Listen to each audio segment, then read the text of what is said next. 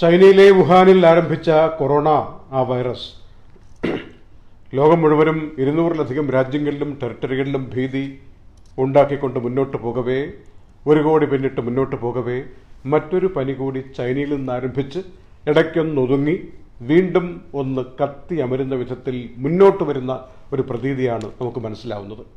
Swine flu എന്നൊക്കെ പറയുന്ന ഒരു തരം ഫ്ലൂ പന്നികൾ കാരിയറായിക്കൊണ്ട് മനുഷ്യരിലേക്ക് സംക്രമിപ്പിക്കാൻ ശേഷിയുള്ള ഈ ഫ്ലൂവിൻ്റെ കാര്യം വലിയ പേടിയായി മാറുകയാണ്.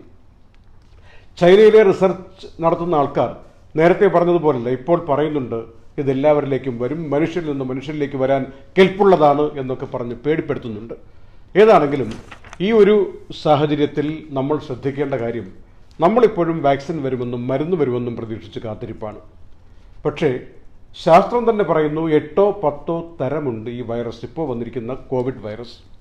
അപ്പോൾ 8-10 വൈറസ് വേണ്ടി വരുമോ ഒരു പ്രദേശത്ത്? 4500 രൂപയ്ക്ക് കൊടുക്കേണ്ടതാണ് ഒരു ആളുടെ വാക്സിൻ എന്നാണ് ഇന്ത്യയിൽ നിന്ന് തന്നെ പറയുന്നത്. അതിനെ എങ്ങനെ 4500-നെ 400 ആക്കാമെന്നുള്ള റിസർച്ചാണ് പിന്നീട് നടക്കുന്നത്. അപ്പോൾ ഈ 4500 രൂപ കൊടുത്ത് ഓരോരുത്തരും വാങ്ങിയിട്ട് ഇത് കുത്തിവയ്പ്പ് നടത്തുകയാണോ? അതിൻ്റെ കാലാവധി തന്നെ 3 വർഷമെന്നാണ് പരമാവധി പറയുന്നത്. ഇത്രയും നാളും യൂറോപ്പും അമേരിക്കയും ഫ്ലൂവിന് വേണ്ടി വാക്സിൻ കുത്തിവെച്ചിട്ട് എന്തായി അവരുടെ അവസ്ഥയെന്ന് നമ്മുടെ മുന്നിൽ കാണുകയാണ്. അപ്പോൾ എവിടെയോ ഒരു തകരാറ് ഈ പറഞ്ഞു വരുന്ന വാക്സിനുമായും മരുന്നുമായും ബന്ധപ്പെട്ട് വൈറസിൻ്റെ കാര്യത്തിലുണ്ടെന്ന് നമ്മൾ ആദ്യം ഒന്ന് തിരിച്ചറിയണം. എങ്കിലേ നമുക്ക് ആശ്വാസം കിട്ടുകയുള്ളൂ. എവിടെയാണ്, ആരാണ് പ്രശ്നമെന്നുള്ളത് നമ്മുടെ ശരീരത്തിൻ്റെ പ്രതിരോധ ശേഷി തന്നെയാണ് എന്ന് നമ്മൾ തിരിച്ചറിയണം. എല്ലാ വൈറസിനെയും അകറ്റി നിർത്താൻ പറ്റിയ വിധത്തിൽ നമ്മുടെ ശരീരത്തെ സജ്ജമാക്കാൻ നമുക്ക് എന്ത് ചെയ്യാൻ പറ്റും? നമ്മൾ വളരെ വിദഗ്ധന്മാർ, ആയുർവേദ ആചാര്യന്മാർ, ഇതുമായി ബന്ധപ്പെട്ട് ഗവേഷണം നടത്തുന്നവർ, എന്തെല്ലാം മെഡിസിനെക്കുറിച്ച് ആഗോള ശാസ്ത്രം പറഞ്ഞാലും അവസാനം വന്നെത്തി നിൽക്കുന്ന ചില പൊടിക്കൈകളുണ്ട്. കഴിഞ്ഞ ദിവസം ദുബായ് വാർത്തയിൽ തന്നെ ഡോക്ടർ ഈപ്പൻ കോശി നൈജീരിയയിൽ നിന്ന് പറഞ്ഞ കാര്യങ്ങൾക്ക് ലക്ഷക്കണക്കിന് ഫോളോവേഴ്സ് ഉണ്ടായി. അദ്ദേഹം പറയുന്നത് കറക്റ്റാണെന്ന് എല്ലാവരും ബോധ്യപ്പെട്ടു. നൈജീരിയൻ ഗവൺമെൻറ് തന്നെ അദ്ദേഹത്തിൻ്റെ വാക്കുകൾ കേട്ടിട്ട് പ്രോട്ടോക്കോളിൽ ഉൾപ്പെടുത്തി. എന്തൊക്കെയാണ് അദ്ദേഹം പറയുന്നത്? അദ്ദേഹം മോഡേൺ മെഡിസിൻ്റെ ആളുമാണ്. അതിനപ്പുറം അദ്ദേഹം പറഞ്ഞ ചില കാര്യങ്ങളൊന്ന് ഓർമ്മിപ്പിക്കുകയാണ്. കഴിഞ്ഞ ദിവസങ്ങളിൽ ഞങ്ങൾ സംസാരിച്ചിരുന്നു. കിട്ടിയ ചില അറിവുകൾ മറ്റുള്ളവർക്ക് എത്തിക്കാൻ വേണ്ടി, ഇത്തരമൊരു വൈറസിൻ്റെ പിടിയിൽ നിന്ന് ഭാവിയിലും മോചനം പ്രാപിക്കാൻ വേണ്ടി, അറിഞ്ഞിരിക്കാൻ വേണ്ടി സൂചിപ്പിക്കുകയാണ്. നമ്മുടെ ഇഞ്ചിയും നാരങ്ങയും വെളുത്തുള്ളിയും മഞ്ഞൾപ്പൊടിയും ഒക്കെ നൽകുന്ന പ്രതിരോധ ശേഷിയുണ്ടല്ലോ, അതിനപ്പുറം ഒരു സാധനമില്ല. ഓറഞ്ചും അവക്കാഡോയും നമ്മുടെ നാട്ടിലെ കൊപ്ര, തേങ്ങ, ഇതൊക്കെ ഇഷ്ടം പോലെ കഴിച്ചാൽ ശരീരത്തിന് പ്രതിരോധ ശേഷി കിട്ടും. ഒരൽപ്പം രാവിലെയുള്ള വെയിൽ കൊണ്ടാൽ വൈറ്റമിൻ ഡി കിട്ടും. ഇതൊക്കെ ഇല്ലാത്തതിൻ്റെ പ്രശ്നങ്ങളാണ്. പഞ്ചസാര ഒന്ന് കുറച്ചാൽ അല്ലെങ്കിൽ ഇല്ലാതാക്കിയാൽ പ്രതിരോധ ശേഷി കൂടും. അതേസമയം കരിമ്പിൻ്റെ ജ്യൂസ് കുടിക്കാൻ ഈ വിദഗ്ധന്മാർ പറയുന്നു. എന്നാൽ കരിമ്പിൽ നിന്നുണ്ടാക്കുന്ന പഞ്ചസാര തുടരുത് എന്നാണ് പറയുന്നത്, വിഷമാണ് എന്ന് പറയുന്നു. ഗൾഫിലെ ഗവൺമെൻറ്റുകളെല്ലാം പഞ്ചസാര കൂടുതലായി ചേർന്നിരിക്കുന്ന പാനീയങ്ങൾക്ക് ഇരട്ടിയാക്കി ടാക്സ് വർദ്ധിപ്പിക്കുന്നത് കുട്ടികൾ കുടിക്കാതിരിക്കാൻ വേണ്ടിയാണ്, വാങ്ങിക്കൊടുക്കാതിരിക്കാൻ വേണ്ടിയാണ്. സിഗരറ്റിനേക്കാൾ മാരകമായ വിധത്തിൽ ഈ പഞ്ചസാര വരികയാണ്. അതിനെ അകറ്റി നിർത്തുക. ഒരു 8 മണിക്കൂർ ഉറങ്ങാൻ വേണ്ടി ശ്രദ്ധിക്കുക. കൃത്യസമയത്ത് ആഹാരം കഴിക്കാൻ ശീലിക്കുക. രാത്രി കൂടുതൽ വലിച്ചു വാരി കഴിച്ചിട്ട് പെട്ടെന്ന് കിടക്കുന്നൊരു ശീലം നമ്മൾ പ്രവാസികൾക്കുണ്ട്. അതങ്ങ് മാറ്റിവെക്കുക.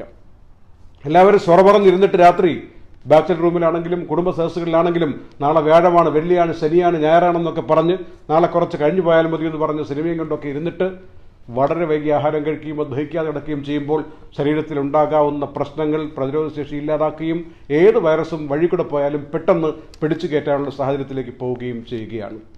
അതൊക്കെ കൊണ്ടാണ് വിദഗ്ധന്മാർ പറയുന്നത് ഇമ്മ്യൂണിറ്റി വർദ്ധിപ്പിച്ചാൽ മാത്രമേ പരിഹാരമുള്ളൂ. ജങ്ക് ഫുഡ് ഒരു കൊതിക്ക് വേണ്ടി വല്ലപ്പോഴുമൊക്കെ മക്കൾക്ക് വാങ്ങിക്കൊടുക്കാം, സ്വയം കഴിക്കാം, വല്ലപ്പോഴും. അല്ലാതെ അതുതന്നെ ശീലമാക്കുന്ന രൂപത്തിലേക്ക് പോയാൽ ഉണ്ടാകാവുന്ന ബുദ്ധിമുട്ടുകൾ വളരെ കൂടുതലാണ് എന്നത് മനസ്സിലാക്കുക. വലിയ വലിയ കമ്പനികളൊക്കെ ബർഗറിൻ്റെ പരസ്യങ്ങളുമായി വരുമ്പോൾ നമ്മൾ ശ്രദ്ധിക്കുക, ടേസ്റ്റ് നോക്കാൻ വേണ്ടി മാത്രമേ നമ്മളതിനെ കാണാവൂ എന്ന് മാത്രം തിരിച്ചറിയുക. തൊടണ്ടെന്നല്ല പറയുന്നത്, പക്ഷേ എന്നും തൊട്ടുകൊണ്ടിരിക്കരുത് എന്ന കാര്യം ഓർമ്മിപ്പിക്കുകയാണ്. അതുപോലെ ഒരുപാട് വേവിച്ച ഫുഡ് കഴിച്ചതുകൊണ്ട് പ്രത്യേകിച്ച് ഗുണമില്ല എന്ന് ആചാര്യന്മാർ പറയുന്നതിനെ നമ്മളൊന്ന് മനസ്സിലാക്കണം. ഏതൊരു ഫുഡും അതിൻ്റെ അതിൻ്റെ അസംസ്കൃത രൂപത്തിൽ ശരീരത്തിലേക്ക് ചെന്നാൽ പെട്ടെന്ന് ദഹിക്കും എന്നാണ് ശാസ്ത്രം പറയുന്നത്. ഏതായാലും പന്നികളിൽ നിന്ന് മനുഷ്യരിലേക്ക് വന്നുകൊണ്ടിരിക്കുന്ന ഈ പുതിയ വൈറസ് നമുക്കതിന് പേരിട്ടിരിക്കുന്നത് G4EAH1N1 എന്നാണ്. ഇതൊക്കെ ഈ H1N1 കുലത്തിൽപ്പെട്ടതാണ്. പല ഈ കോവിഡ് വൈറസ് തന്നെ വന്നിട്ട് പലതായിട്ട് മാറി. ഇപ്പോൾ അനിയനും ചേട്ടനും അങ്ങനെയൊക്കെ ആയിട്ട് മാറി നമുക്ക് പിടിക്കാൻ പറ്റാത്ത വിധത്തിലായി. ഇപ്പോഴും അതിൻ്റെ ഓരോന്നിൻ്റെയും വീക്ക് പോയിന്റ് എവിടെയാണ് വാക്സിൻ്റെ പ്രതിഫലനം ഉണ്ടാകേണ്ടത്, ഇതൊക്കെ നോക്കി നടക്കുകയാണ് ശാസ്ത്രം. അതുകൊണ്ടത് വന്നാലും പെട്ടെന്നൊരു മനുഷ്യന് പ്രതിരോധ നീതി കിട്ടുമെന്ന് പ്രതീക്ഷിക്കരുത് എന്നാണ് ഈ പറയുന്നത്. UAE തിരിച്ചു വരാൻ, ഇന്ത്യയിൽ നിന്ന് തിരിച്ചു വരാൻ NOC പ്രത്യേകിച്ചൊരു കടലാസ് കൊടുക്കുമോ കൊടുക്കില്ലയോ UAE നിന്ന്?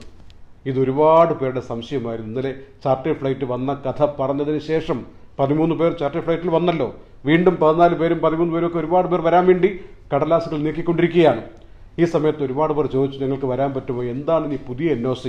അതിന് UAE ഗവൺമെൻറ് തന്നെ പറഞ്ഞിട്ടുണ്ട്, federal authority four identity and citizenship, ICA എന്ന് പറയും. ഈ ഡിപ്പാർട്ട്മെൻറ്റ് അതോറിറ്റി പറഞ്ഞിട്ടുണ്ട്, പ്രത്യേകിച്ചുള്ള കടലാസൊന്നും തരില്ല.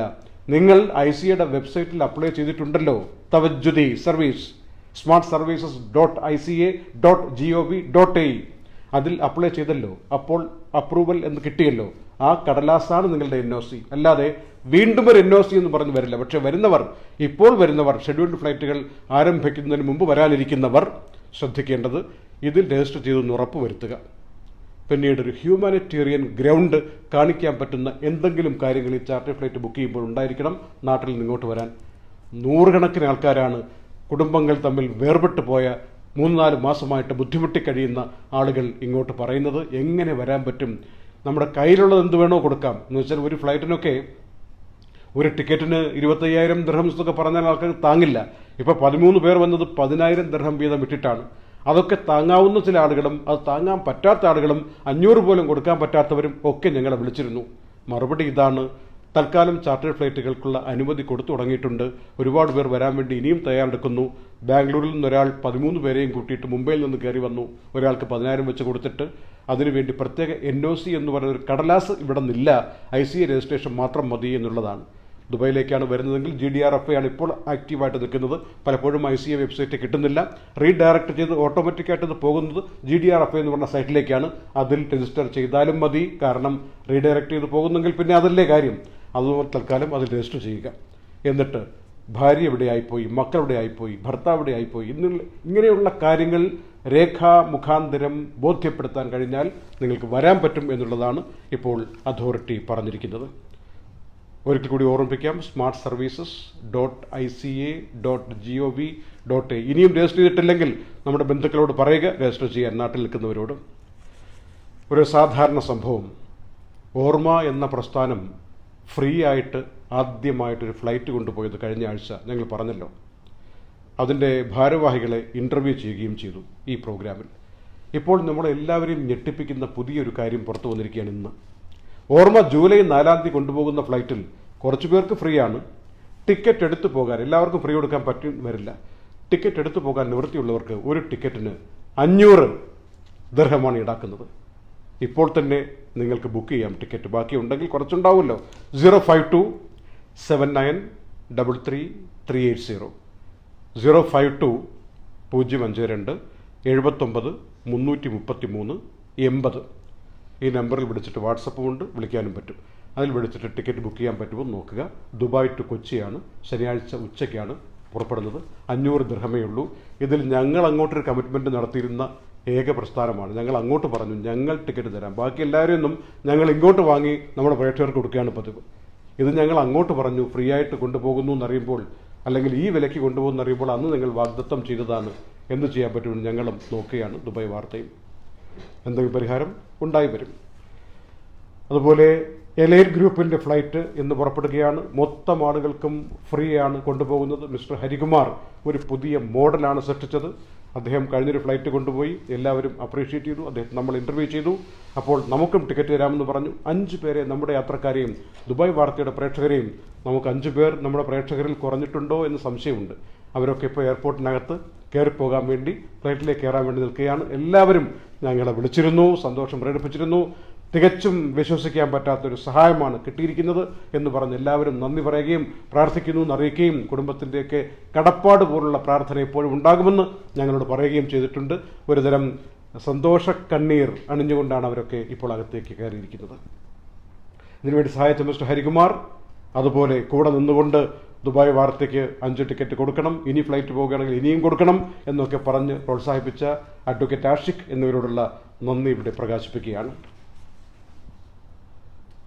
അബുദാബിയിൽ നാളെ മുതൽ പെയ്ഡ് പാർക്കിംഗ് ആരംഭിക്കുകയാണ്. വെറുതെ കാശുകൊണ്ട് കളയേണ്ട, ഫൈൻ കളയേണ്ട. ജൂലൈ 1 നാളെ മുതൽ.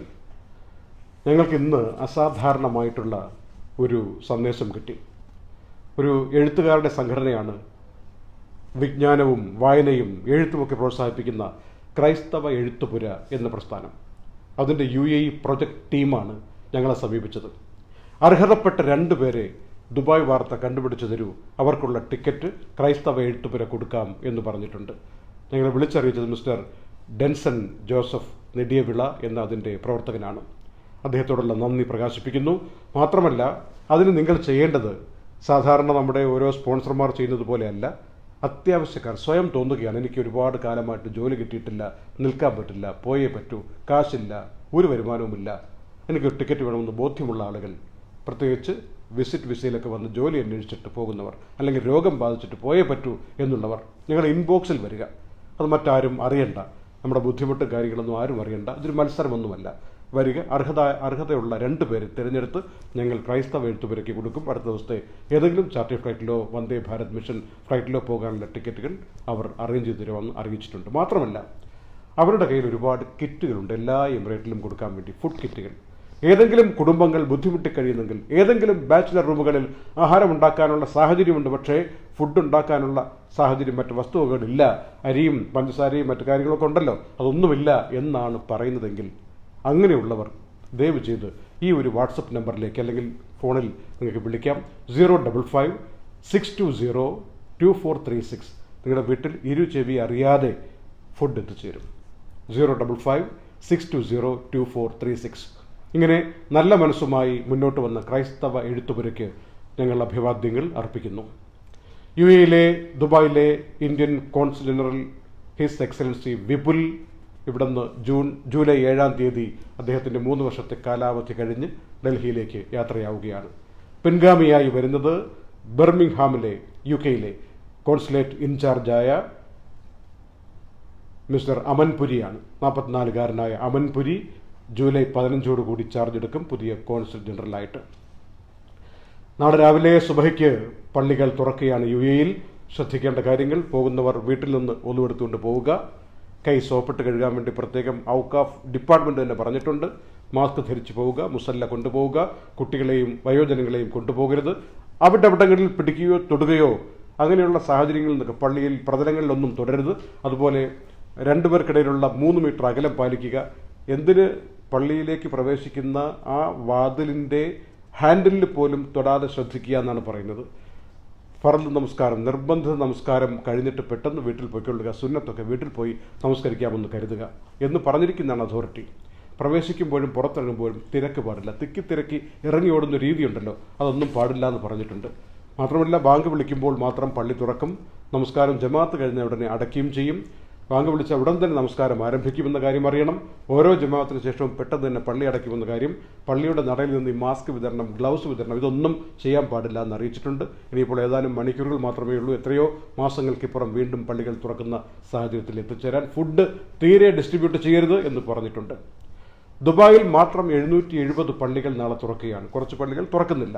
തുറക്കുന്നതിൻ്റെ ലിസ്റ്റൊക്കെ ഇതുമായി ബന്ധപ്പെട്ട ഇസ്ലാമിക് അഫയേഴ്സിൻ്റെ വെബ്സൈറ്റിൽ പ്രസിദ്ധീകരിച്ചിട്ടുണ്ട്. ഉദാഹരണത്തിന് ഹത്തയിൽ 25 പള്ളികൾ തുറക്കുന്നുണ്ട്, ജുമേരിയിൽ 9, കെസേസിൽ 19, അൽക്കോസിൽ 29, ഹോർലാൻഡ്സിൽ 14, അബുഹയിൽ 11, ജബലിൽ 5 എന്നിങ്ങനെ ഓരോ സ്ഥലത്തേക്കും നിശ്ചിത എണ്ണം പള്ളികൾ തുറക്കുകയാണ്. ഞങ്ങളൊരു സഹായത്തിൻ്റെ ഒരു സൂചന നൽകുകയാണ്. ഇന്നത്തെ രാത്രി നിങ്ങൾ ഞങ്ങളീ പറയുന്ന ഒരാൾക്ക് ഒരു തൊഴിൽ കൊടുത്തുകൊണ്ട് ഇടപെട്ടില്ലെങ്കിൽ ഒരു വലിയ കുടുംബത്തിൻ്റെ അതിഭീകരമായ ദുരന്തം നമ്മൾ കാണേണ്ടി വരും. കോവിഡ് ബാധിച്ചു മരിച്ച പിതാവ് ഏക മകനെ പഠിപ്പിച്ചെടുക്കുക എന്നുള്ളതായിരുന്നു അദ്ദേഹത്തിൻ്റെ ലക്ഷ്യം. പ്രവാസിയായിരുന്നു അദ്ദേഹം. ഇവിടെ UAE-യിൽ വെച്ച് മരിച്ചു. ഇവിടെ തന്നെ അടക്കം ചെയ്തു. ഈ മകൻ പിതാവിനോടൊപ്പം ഇവിടെ വന്ന് എത്രയോ നാളുകളായി, 2-3 മാസമായി. ഈ കോവിഡിൻ്റെ തുടക്കത്തിലാണ് അദ്ദേഹം മരിച്ചത്. ഏപ്രിലാണെന്ന് തോന്നുന്നു. ഏതായാലും ഈ മകന് ഒരു ജോലി വേണം. ആൾ എഞ്ചിനീയറാണ്, 24 വയസ്സാണ്, അതിമിടുക്കനാണ്. എല്ലാ അക്കാഡമിക് റെക്കോർഡ്സും നോക്കിയാൽ വളരെ നല്ല വിജയത്തിലെത്തിയതിൻ്റെ എല്ലാ കാര്യങ്ങളുമുണ്ട്. എഞ്ചിനീയറിംഗ് ജോലി തന്നെ വേണമെന്നില്ല. കഴിഞ്ഞ ദിവസം ഒരു 32 കാര്യത്തെക്കുറിച്ച് നമ്മൾ പറഞ്ഞു. 5-6 ജോലി ഓഫർ സന്മനസ്സുള്ള ഒരുപാട് ആളുകൾ വിളിച്ചു പറഞ്ഞു. ഏതാണ്ട് ഒരു ജോലിയിലേക്ക് ഫൈനൽ എത്തുകയും ചെയ്തിരിക്കുന്നു. അപ്പോൾ ഒരു കുടുംബമാണ് ഒരു രാത്രി അങ്ങനെ രക്ഷപ്പെട്ടു പോകുന്നത്. അവർ ഒരു ജോലിക്ക് വേണ്ടി അന്വേഷിച്ച സമയത്തുള്ള ആ മുഖവും ആ ലക്ഷണങ്ങളുമല്ല ഇപ്പോൾ ജീവിതത്തെ വളരെ പ്രകാശത്തോടു കൂടി സമീപിക്കുകയാണ്. അതാക്കി വെച്ചത് ബഹുമാനപ്പെട്ട ദുബായ് വാർത്താ പ്രേക്ഷകരാണ്. നിങ്ങളുടെ സന്മനസ്സിനെ ആദരിച്ചുകൊണ്ടാണ് ഈ ചെറുപ്പക്കാരൻ്റെ കാര്യം പറയുന്നത്. ഇനി ഒരു ജോലിയില്ലാതെ തിരിച്ചു പോക്കില്ല. വീട് ജപ്തിയിലാണ്. മാതാവ് മാത്രം വീട്ടിലുണ്ട്. മാതാവും പിന്നെ മാതാവിൻ്റെ മാതാവും അങ്ങനെ ഒരുപാട് പേർ ആ കുടുംബത്തിലുള്ളവർക്ക് വളരെ ബുദ്ധിമുട്ടി കഴിയുകയാണ്. ഈ പയ്യനിലാണ് എല്ലാവരുടെയും പ്രതീക്ഷ. എന്ത് ജോലിയും ചെയ്യാം, നല്ല മിടുക്കുണ്ട്, എഞ്ചിനീയറിംഗ് ഡിഗ്രി ഉണ്ട്. ആർക്കെങ്കിലും നല്ലൊരു ജോലി കൊടുത്തുകൊണ്ട് ഇദ്ദേഹത്തെ സഹായിക്കാൻ പറ്റിയില്ലെങ്കിൽ നമ്മൾ നമ്മുടെ ചുറ്റുവട്ടത്തോട് ചെയ്യുന്ന വളരെ വലിയ ഒരു പ്രശ്നമായിരിക്കും എന്ന് ഓർമ്മിപ്പിക്കുകയാണ്. ഈ ചെറുപ്പക്കാരനെ ഒന്ന് വിളിച്ച് ആശ്വസിപ്പിക്കുക. നിങ്ങളൊരു ജോലി കൊടുക്കാൻ പറ്റുമെങ്കിൽ അത് കൊടുക്കുക. നേരത്തെ ഒരു ജോലി ഓഫർ ഒരാൾ കൊടുത്തിരുന്നു. എന്നിട്ട് അദ്ദേഹം മറ്റുള്ള പലരും വിളിച്ചപ്പോൾ പറഞ്ഞു, എനിക്ക് ജോലി കിട്ടി, ഒരാൾ തരാമെന്ന് പറഞ്ഞു. പലരുടെയും മോഹവലയത്തിൻ്റെ കാപട്യമൊന്നും അറിയാത്ത ചെറുപ്പക്കാരനാണിത്. ആദ്യം വന്ന ഓഫർ തന്നെ പറഞ്ഞു, എനിക്ക് ജോലി കിട്ടി, ഇനി തരേണ്ടതില്ല. മറ്റൊരു നമ്പർ സേവ് ചെയ്തിട്ടുമില്ല. യഥാർത്ഥത്തിൽ ആദ്യം വിളിച്ചയാൾ ഒരു ഭംഗി വാക്ക് പറഞ്ഞ് കടന്നു പോവുകയായിരുന്നു. പിന്നീട് അദ്ദേഹം ഫോൺ എടുത്തിട്ടില്ല. പിന്നീട് അദ്ദേഹം ഇതിനെക്കുറിച്ച് സംസാരിച്ചിട്ടില്ല. അദ്ദേഹത്തിൻ്റെ ഓഫീസിൽ വിളിച്ച റെസ്പോൺസ് കിട്ടുന്നില്ല. ഒരാവേശത്തിൽ ആദ്യം ജോലി കൊടുക്കാമെന്ന് പറഞ്ഞിട്ട് പിന്നെ ഓടി വിളിക്കുകയായിരുന്നു. എന്നാൽ ഈ ജോലിയും പ്രതീക്ഷിച്ച് എത്രയോ ദിവസം ഈ ചെറുപ്പക്കാരൻ ഇങ്ങനെ പോയി. ഏതായാലും നിങ്ങൾ അങ്ങനെയല്ലാതെ ആത്മാർത്ഥമായ ഒരു ജോലി ഈ ചെറുപ്പക്കാരന് കൊടുക്കണം. നമ്പർ ഇതാണ്: 054-400-7158 054-400-7158. ഒരു വലിയ ആശ്വാസമില്ലെങ്കിൽ വലിയ കുടുംബം തകർന്നു പോകും. ബാങ്ക് ലോണുണ്ട്, ജപ്തിയുണ്ട്, നാടൊട്ടക്ക് കടങ്ങളുണ്ട്. ഇതൊക്കെ പ്രവാസിയുടെ യഥാർത്ഥ അവസ്ഥയാണ്. ഒരുപാട് വർഷം പ്രവാസിയായി ജീവിച്ചിട്ട് മകന് വിദ്യാഭ്യാസം നൽകാൻ പറ്റി എന്ന് തൊഴിച്ചാൽ ബാക്കിയെല്ലാം സമ്പത്തിൻ്റെ കാര്യമെല്ലാം സീറോയായി മാറിയിരിക്കുകയാണ്. ഒരുപാട് പേരുടെ അവസ്ഥ എങ്ങനെയാണ്? വലിയ വീട് വയ്ക്കും ചില ആളുകൾ, ലോണെടുത്ത് വലിയ രീതിയിൽ വിദ്യാഭ്യാസം കൊടുക്കും. പക്ഷേ അവസാനം ഒരു ചില്ലിക്കാശില്ലാതെ മാനസിക വ്യഥയിൽ പെട്ടുപോകുന്ന ഒരു സാഹചര്യമുണ്ട്. അതിൽ പെട്ടുപോകാതിരിക്കാൻ, പെട്ടുപോയൊരു കുടുംബത്തെ ഒന്ന് മാറ്റിയെടുക്കാനാണ് ഞങ്ങൾ ഈ പറയുന്നത്. 054-400-7158 അദ്ദേഹത്തെ വിളിച്ച് ഒരു ജോലി കിട്ടി എന്ന് ഉറപ്പ് വരുത്തിയിട്ട് ഉറങ്ങുക എന്ന് മാത്രമേ ഞങ്ങൾക്ക് പറയാനുള്ളൂ. NMC ഹെൽത്ത് കെയർ ഡോക്ടർ ഷെട്ടിയുടെ അദ്ദേഹത്തിൻ്റെ മകൾക്ക് 1 മില്യൺ വീതം 2 പ്രാവശ്യമായിട്ട് NMCയിൽ നിന്ന് ട്രാൻസ്ഫർ ചെയ്തിട്ടുള്ളതിൻ്റെ തെളിവുണ്ടെന്നും ജസ്റ്റ് ഫലാഫിൽ എന്ന് പറയുന്ന ഒരു ഫുഡ് ചെയിനു വേണ്ടിയാണ് ആ കാശ് മകൾക്ക് വേണ്ടി കൊടുത്തതെന്നും ദി national.ai എന്ന വെബ്സൈറ്റ് ഇന്ന് UAEയിൽ പറയുകയാണ്. ഇത്തരം കാര്യങ്ങളുടെ രേഖ കിട്ടിയിട്ടുണ്ട് എന്നാണ് പറയുന്നത്. വക മാറ്റി ചെലവഴിച്ചു എന്നതിൻ്റെ സൂചനകളാണ് ഈ റിപ്പോർട്ടിലൂടെ വരുന്നതെന്നും 2015 ഇങ്ങനെ 1 മില്യൺ വീതമുള്ള 2 ട്രാൻസ്ഫറുകൾ നടന്നതെന്നും ഇതിൽ പറയുന്നു. ജസ്റ്റ് ഫലാഫിൽ പലയിടങ്ങളിലും ഔട്ട്ലെറ്റുകൾ പൂട്ടി, ലണ്ടനിലും പൂട്ടി എന്ന വാർത്തയും ഇതോടൊപ്പം ചേർത്തിട്ടുണ്ട്. അബുദാബി യാസ് മറീനയിൽ ആദ്യത്തെ ഡ്രൈവ് ഇൻ സിനിമ സംരംഭം ആരംഭിക്കുകയാണ് ജൂലൈ 9 മുതൽ. സിനിമ വാഹനത്തിനുള്ളിരുന്ന് തന്നെ കാണാം. ദുബായിൽ അത് തുടങ്ങിയിട്ട് നല്ല പ്രതികരണമാണ് കിട്ടിയത്. ഷാർജ പുസ്തകമേള മാറ്റമില്ലാതെ 2020 നവംബർ എഡിഷൻ 4 തീയതി മുതൽ 14 തീയതി വരെ 11 ദിവസത്തേക്ക് നടക്കുമെന്ന് അറിയിച്ചിട്ടുണ്ട്. അതിൻ്റെ ഷാർജ ബുക്ക് അതോറിറ്റിയുടെ ചെയർമാൻ അഹമ്മദ് ബിൻ റക്കാദ് അൽ അമീരിയാണ് ഇക്കാര്യം വാർത്താ ലേഖകരെ അറിയിച്ചിരിക്കുന്നത്. ഏതായാലും എല്ലാ സ്ഥലവും അതിനകത്ത് സോൾഡ് ഔട്ടാണ്. എല്ലാ എക്സിബിഷൻ സെൻറ്ററുകളും ആൾക്കാരും എഴുത്തുകാരും പ്രസാധകരും ഒക്കെ എത്തുകയാണ് എന്നുള്ള കാര്യമാണ് അറിയാൻ കഴിഞ്ഞിരിക്കുന്നത്. തുണി മാസ്ക് ഉപയോഗിച്ചാൽ നിങ്ങൾക്ക് ഫൈൻ കിട്ടുമേ എന്ന് പറഞ്ഞൊരു വ്ളോഗർക്ക് പണി കിട്ടുന്നതിന് മുമ്പ് അദ്ദേഹം അത് പിൻവലിച്ചു. ഒരു അറബി വ്ളോഗറാണ്. അദ്ദേഹത്തിൻ്റെ പേര് പ്രിൻസ് ജാക്ക് അബൂദ് എന്നാണ് അറിയപ്പെടുന്നത്, PJA. ഏതായാലും സത്യവിരുദ്ധമായ വാർത്തകൾ ഇങ്ങനെ പ്രചരിപ്പിക്കരുത് സോഷ്യൽ മീഡിയയിലൂടെ എന്നതിൻ്റെ ഒരു സന്ദേശം കൂടിയാണ് അദ്ദേഹം റിപ്പോർട്ട് പിൻവലിച്ചത്. 172 നിർധനരായ തൊഴിലാളികളെ ദുബായ് ഔക്കാഫ് അവരവരുടെ നാടുകളിലേക്ക് എത്തിച്ച കാര്യം അറിഞ്ഞായിരുന്നോ? അങ്ങനെയും സംഭവിച്ചിട്ടുണ്ട്. തെരഞ്ഞു പിടിച്ച് പാവപ്പെട്ടവരെ നോക്കിയിട്ട് 172 പേരെ കൊണ്ടുപോയിരിക്കുകയാണ് ഔക്കാഫിൻ്റെ നേതൃത്വത്തിൽ ദുബായിലെ.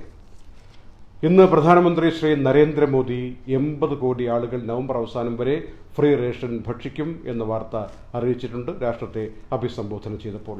ഗരീബ് കല്യാൺ യോജന 90,000 കോടി രൂപയാണ് ഇതിനു വേണ്ടി നീക്കിവെക്കുന്നത്. അൺലോക്ക് 2 എന്ന സീസണാണ് നാളെ മുതൽ ആരംഭിക്കുന്നത്.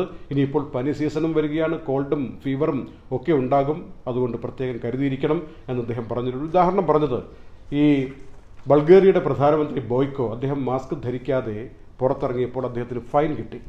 അത് എല്ലായിടത്തും ബാധകമാണ്. ഇന്ത്യ മുഴുവനും ഗ്രാമത്തലവനാണെങ്കിലും പ്രധാനമന്ത്രിയാണെങ്കിലും മാസ്ക് ധരിക്കാതെ പോയാൽ ഫൈൻ കിട്ടുമെന്നുള്ള കാര്യം നോക്കണം. ആദ്യം നമ്മൾ ജാഗ്രത പാലിച്ചെന്നും പിന്നീട് ആ ജാഗ്രത ഇല്ല എന്നും പ്രധാനമന്ത്രി വ്യക്തമാക്കുകയാണ്. അമേരിക്കയിലെ അരിസോണ മാർക്കറ്റ് ഓപ്പൺ ചെയ്യാൻ വേണ്ടി തീരുമാനിച്ചിട്ടിപ്പോൾ മാറ്റിവെച്ചിരിക്കുകയാണ്. അത്രയ്ക്ക് കേസുകൾ കൂടുന്നു. ഫ്ലോറിഡയിൽ, ടെക്സസിൽ, അരിസോണയിൽ. ആളുകൾക്ക് ആദ്യം പറഞ്ഞാൽ മനസ്സിലാവാത്തൊരു പ്രദേശമായി ഇതൊക്കെ മാറുകയാണ്. പിന്നെ അനുഭവങ്ങളിൽ നിന്ന് മാത്രമേ മനസ്സിലാവുള്ളൂ. എത്ര പറഞ്ഞാലും ചെവിക്കൊള്ളില്ല. ഇപ്പോൾ പറയുന്നു പാർക്കുകൾ, തിയേറ്ററുകൾ, ജിം, ബാർ, നൈറ്റ് ക്ലബ്സ് ഇതെല്ലാം അടച്ചിട്ടേ പറ്റുള്ളൂ, ഇതൊന്നും തുറന്നു വയ്ക്കാൻ പാടില്ല. ഈ ബോധം കെട്ട നിലയിൽ ആളുകൾ ചെന്നിരിക്കുന്ന സ്ഥലങ്ങളിൽ പലയിടത്തും മാസ്ക് ധരിക്കാൻ പറഞ്ഞാൽ കേൾക്കുമോ? അടച്ചിടുക മാത്രമേ ഉള്ളൂ. നൈറ്റ് ക്ലബിലോ ബാറിലോ പോയിട്ട് കുടിച്ചു കൂത്താടുന്ന ആളുകൾക്കിടയിൽ മാസ്ക് ധരിക്കണമെന്ന് പറഞ്ഞാൽ എന്തായിരിക്കും അവസ്ഥ? ഒന്ന് ആലോചിച്ച് നോക്കൂ. അങ്ങനെയൊക്കെയാണ് അമേരിക്കയിൽ ഇത്രയും വലിയ രോഗബാധയും മില്യൺ കണക്കിന് ലക്ഷം കഴിഞ്ഞു പോയിരിക്കുന്ന 1,30,000 കഴിഞ്ഞു പോയിരിക്കുന്ന മരണസംഖ്യയും ഒക്കെ ഉണ്ടായിരിക്കുന്നത്. അതിനേക്കാൾ ജനസംഖ്യ കൂടിയ രാജ്യങ്ങളിൽ അങ്ങനെയൊന്നും വന്നിട്ടില്ല. നമ്മുടെ പ്രധാനമന്ത്രി എടുത്തു പറയുകയും ചെയ്തു ആ വിഷയം. മർക്കസിന്റെ 10 ചാർട്ടേഡ് ഫ്ലൈറ്റുകൾ പോയി. അതുപോലെ ഒരു 11ാമത്തെ ഫ്ലൈറ്റ് സമ്പൂർണ്ണമായും ആളുകളെ ഫ്രീ ആയിട്ട് കൊണ്ടുപോവുകയും ചെയ്തു. ഇനിയും ഫ്രീ ആയിട്ട് കൊണ്ടുപോകാൻ പറ്റുമെങ്കിൽ സപ്പോർട്ട് ചെയ്യുമെന്ന് അറിയിച്ചിട്ടുണ്ട്. സൗദി അറേബ്യയിൽ ഇതുവരെയുള്ള ചരിത്രം പരിശോധിച്ചാൽ 50 മരണസംഖ്യ രേഖപ്പെടുത്തി. അങ്ങനെ ഏറ്റവും വലിയ മരണാക്കം സൗദി അറേബ്യയിൽ അത് ഇന്നായിരുന്നു, ജൂൺ 30, ജൂൺ മാസത്തിൻ്റെ അവസാനം. യുഎഇയിൽ നിന്ന് ഒരു മരണം, 490 റിക്കവറി, 421 പേർക്ക് രോഗബാധ, മൊത്തം മരണസംഖ്യ 315ആയി. സൗദിയിലാണെങ്കിൽ 1649ആയി. ബഹ്റിൽ 2 മരണം, ഒമാനിൽ 7 മരണം, കുവൈറ്റിൽ 4 മരണം, ഖത്തറിൽ മരണമൊന്നും റിപ്പോർട്ട് ചെയ്തിട്ടില്ല. ഇന്ത്യയിലാണെങ്കിൽ മൊത്തം കേസുകൾ 5,85,197, മൊത്തം മരണസംഖ്യ 17,410. ഇപ്പോൾ ആക്റ്റീവായിട്ട് 2,19,000 തന്നെ ആളുകൾ ആക്റ്റീവായ ഐസൊലേഷൻ കേന്ദ്രത്തിൽ കഴിയുകയാണ്. അതിൽ ഇതുവരെയുള്ള ഇന്നുമുണ്ട് 17,661 കേസുകൾ ഇന്ത്യയിൽ ഇന്നും വന്നിരിക്കുകയാണ്. ഇപ്പോൾ സീരിയസ് ആയിട്ട് 9,000 ആളുകൾ ആശുപത്രികളിൽ ICUവിൽ കഴിയുകയാണ്. കേരളത്തിൽ ഇന്നും 100-ലധികം രോഗബാധ, 131 കേസുകൾ ഇന്നും ഉണ്ടായിട്ടുണ്ട്. റിക്കവറി 75ആണ്. തിരുവനന്തപുരത്ത് മാത്രം 5 കേസുകൾ ഉണ്ടായി. തലസ്ഥാനം അങ്ങനെ കൂടുതൽ ശ്രദ്ധാകേന്ദ്രം എന്നൊക്കെ പറഞ്ഞുകൊണ്ടുള്ള അറിയിപ്പുകൾ വരികയാണ്. ആഗോളാടിസ്ഥാനത്തിൽ 1,05,00,000 പിന്നിടുന്ന രോഗബാധ, 5,11,000 നീങ്ങുന്ന മരണസംഖ്യ. ഇപ്പോൾ ആക്റ്റീവായിട്ട് 42,62,000 ആളുകൾ വിവിധ ഐസൊലേഷൻ കേന്ദ്രങ്ങളിൽ ലോകത്തുണ്ട്. അതിൽ 57,714 ആളുകൾക്ക് ICU സപ്പോർട്ട് അല്ലെങ്കിൽ ഈ ഒരു വെന്റിലേറ്റർ സപ്പോർട്ടിലാണ് കഴിയേണ്ടി വരുന്ന അവസ്ഥ എന്നുള്ളത് ഓർമ്മിക്കണം. ഞങ്ങൾക്കിപ്പോൾ ലഭിച്ചിരിക്കുന്ന അല്പം ആനന്ദം കൊടുക്കാവുന്ന ഒരു കാര്യം, മനുഷ്യസ്നേഹിയായ ഒരാൾ പേര് പറയണമെന്ന് പറഞ്ഞിട്ടുണ്ട്. അജ്മാനിൽ നിന്നാണ്. വിദ്യാഭ്യാസ സ്ഥാപനവുമായി ബന്ധപ്പെട്ട് നിൽക്കുന്നൊരു വിശിഷ്ട വ്യക്തിത്വമാണ്. അദ്ദേഹം ഞങ്ങളെ അറിയിച്ചിട്ടുണ്ട്, ഓർമ്മയ്ക്ക് വേണ്ടി, ഓർമ്മ നടത്തുന്ന ഫ്ലൈറ്റ് 500 ദിർഹത്തിൻ്റെ ഫ്ലൈറ്റിന് വേണ്ടി ദുബായ് വാർത്ത കൊടുക്കാമെന്ന് പറഞ്ഞിരിക്കുന്ന എയർ ടിക്കറ്റ് അതെത്രയാണ്? അത് ഞാൻ കൊടുത്തുകൊള്ളാം, എൻ്റെ പേര് പറയണ്ട. ദുബായ് വാർത്തയ്ക്ക് വേണ്ടി, ഓർമ്മയ്ക്ക് വേണ്ടി ടിക്കറ്റുകൾ കൊടുക്കാൻ സന്നദ്ധത അറിയിച്ചുകൊണ്ട് എത്തിയിരിക്കുകയാണ്. ഈ ബഹുമാനപ്പെട്ട വ്യക്തിത്വത്തിൻ്റെ പേര് സൂചിപ്പിക്കുന്നില്ല. അദ്ദേഹത്തിന് വേണ്ടി ഞങ്ങൾ പ്രത്യേകം അഭിവാദ്യങ്ങൾ മാത്രമല്ല, ഞങ്ങളുടെ പ്രാർത്ഥനകൾ. ഞങ്ങൾ ഓർമ്മയ്ക്ക് വേണ്ടി ടിക്കറ്റ് എങ്ങനെയെങ്കിലും സംഘടിപ്പിച്ച് കൊടുക്കാമെന്ന് പറഞ്ഞിരുന്നു. ആ വാക്ക് പാലിക്കാനുള്ളൊരു സാഹചര്യത്തിലേക്ക് ഈ ജൂൺ 30 രാത്രിയിൽ ഞങ്ങളെക്കൊണ്ട് എത്തിച്ച ആ ഒരു സാമൂഹിക പ്രതിബദ്ധതയ്ക്ക്, ഈ 500 ദിർഹത്തിനാണ് ടിക്കറ്റുകൾ കൊടുക്കുന്നതെന്ന് അറിഞ്ഞപ്പോൾ, ഞങ്ങൾ ആ കാര്യം പറഞ്ഞപ്പോൾ ഞങ്ങൾക്ക് വേണ്ടി കൊടുക്കാം എന്ന് പറഞ്ഞ അദ്ദേഹത്തിന് നന്ദി അറിയിക്കുന്നു, പ്രാർത്ഥനകൾ സമർപ്പിക്കുന്നു. ഇതൊക്കെ എല്ലാവർക്കും ഒരു മാതൃകയായി മാറട്ടെ. സന്തോഷം.